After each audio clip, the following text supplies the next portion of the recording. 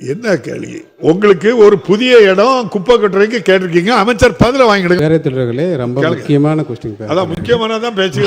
வந்து அங்க எங்கிட்ட வைக்கிற கோரிக்கைகளே வந்து எம்எல்ஏ அதுதான் போறாரு வாங்கிட்டு அப்புறம் நீங்க இன்னொரு கேள்வி, அதுக்கு இன்னொரு கொஸ்டின் இருக்குங்க அமைச்சரவையில் அப்படின்ற கோரிக்கை இருக்கு தானே. கேள்வி போட்டு இப்ப என்ன பேச விட்டாதான் பேரத்திலே நான் சொல்ல முடியும். நான் சொல்ல வர கருத்து இருக்கிற சூழல் பேச விடுறது டிமாண்ட் இல்ல, இது கேள்வி. டிமாண்ட் இல்ல, கேள்வி. கள்ளக்குறிச்சி மாவட்ட கள்ளக்குறிச்சி தொகுதிக்குட்பட்ட நகராட்சி பகுதியில் கிட்டத்தட்ட 50,000 வாக்காளர்கள் கொண்ட பகுதி. அது 1,00,000 மக்கள் தொகைகளுக்கு மேல் இருக்கிறார்கள். அந்த பகுதியில் மீன் மார்க்கெட்டு, கடை, கோழி கடை, மாடு, ஆடு உள்ளிட்ட விலங்குகளை அந்த இறைச்சிகளுக்கு பயன்படுத்துகிற அந்த இறைச்சியின் கழிவுகள் ஒரே இடத்தில் அந்த குப்பை கிடங்கில் அந்த இது ஆற்று வழியாக இருக்கிற கோமிகை ஆற்று பாலத்தில் கொட்டப்படுது. அதே போல் ஒவ்வொரு நாளும் வந்து நாற்றம் அதிகமாகிட்டு அந்த வழியில் எதுவுமே போக முடியாது. தியாகதுர்கம் ரோட்டில் வந்து பயணிக்கிற அந்த ஏகடி ஸ்கூல் பள்ளிக்கூடம் இருக்குது.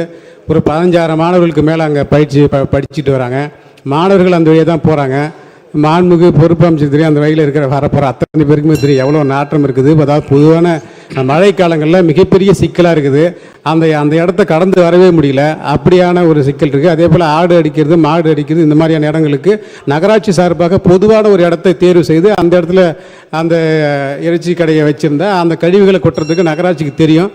அதே போல் இன்னொரு கேள்வி இருக்குது பேரத்திலே ரொம்ப முக்கியமான கொஸ்டின். அதான் முக்கியமானதான் பேச்சு.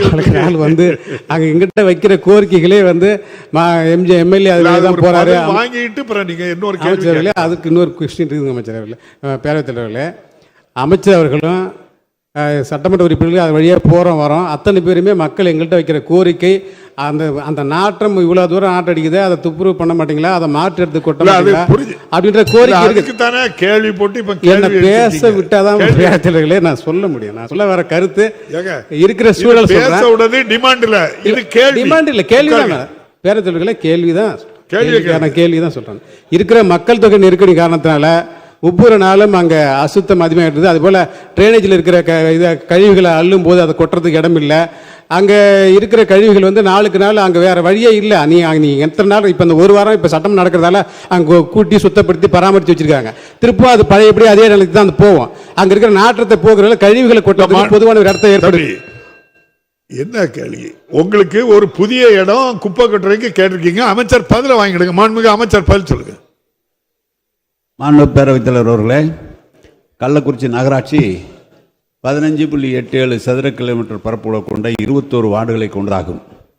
கள்ளக்குறிச்சி நகராட்சி எல்லைக்கு உட்பட்ட பகுதிகளில் மக்கும் கழிவுகள் 12 மெட்ரிக் டன்னும் மக்காத கழிவுகள் 6.96 மெட்ரிக் டன் என மொத்தம் 18.96 மெட்ரிக் டன் கழிவுகள் சேகரமாகின்றன. கள்ளக்குறிச்சி நகராட்சியில் 4 மெட்ரிக் டன் கொள்ளளவு கொண்ட 3 எண்ணிக்கையிலான கம்போஸ்ட் மையங்கள் உள்ளன.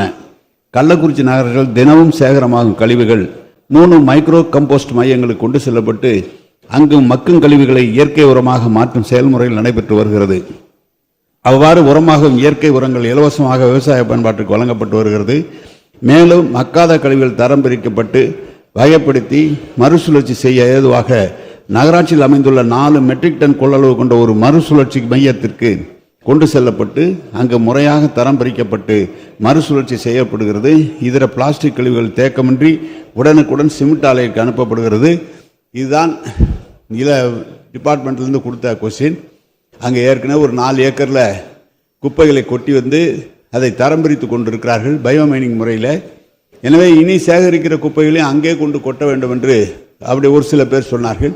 நான் தான் சொன்னேன், மாவட்ட ஆட்சியருடன் கேளுங்கள், நமது அரசுக்கு சொந்தமான இடம் இருந்தால் நகரத்தை விட்டு கொஞ்சம் அப்பால் தள்ளி குண்டி குப்பைகளை கொட்டலாம் என்று. அதற்காக முறைப்படி மாவட்ட ஆட்சித்தலைவருக்கு கடிதம் எழுதப்பட்டிருக்கிறது. மாவட்ட ஆட்சித்தலைவர் இடம் கையகப்படுத்தி கொடுத்தால் அந்த இடத்திற்கு போகப்படும். இல்லை, மாவட்ட ஆட்சித்தலைவர் இடம் கொடுக்க முடியவில்லை என்று சொன்னால் நாங்கள் சுத்தம் நம்முடைய இலாக்காவின் சார்பாகவே ஒரு ஊரை விட்டு தள்ளி 1 கிலோமீட்டர் 2 கிலோமீட்டர் தள்ளி ஒரு இடத்தை வந்து விலைக்கு வாங்குவதற்காக உள்ள ஏற்பாடுகள் செய்யப்பட்டிருக்கிறது. அதற்கான அனுமதியை நாம் முதலமைச்சரிடம் பெற்று அதற்கு அந்த ஏற்பாடு செய்யப்படும். குப்பைகளை உடனுக்குடன் அகற்றுவதற்குரிய உத்தரவுகள் ஒரு தரப்பட்டிருக்கிறது. ஏற்கனவே இருக்கிற குப்பைகளை விரைவாக வெகட்டி தரப்படி அறிக்கை கொடுக்கப்பட்டிருக்கிறது. எனவே மாண்புமிகு உறுப்பினர்கள் சொன்னதை அறிந்தோம். நிச்சயமாக அதை சரி செய்து கொடுக்கலாம். பாதகம் செய்பவரை கண்டால் நாம் பயம் கொள்ளலாகாது பாப்பா. மோதி மிதித்து விடு பாப்பா, அவர் முகத்தில் உமிழ்ந்து விடு பாப்பா. அண்மை செய்திகளை உடனுக்குடன் தெரிந்து கொள்ள இணைந்திருங்கள் எம் நாடு தொலைக்காட்சியுடன்.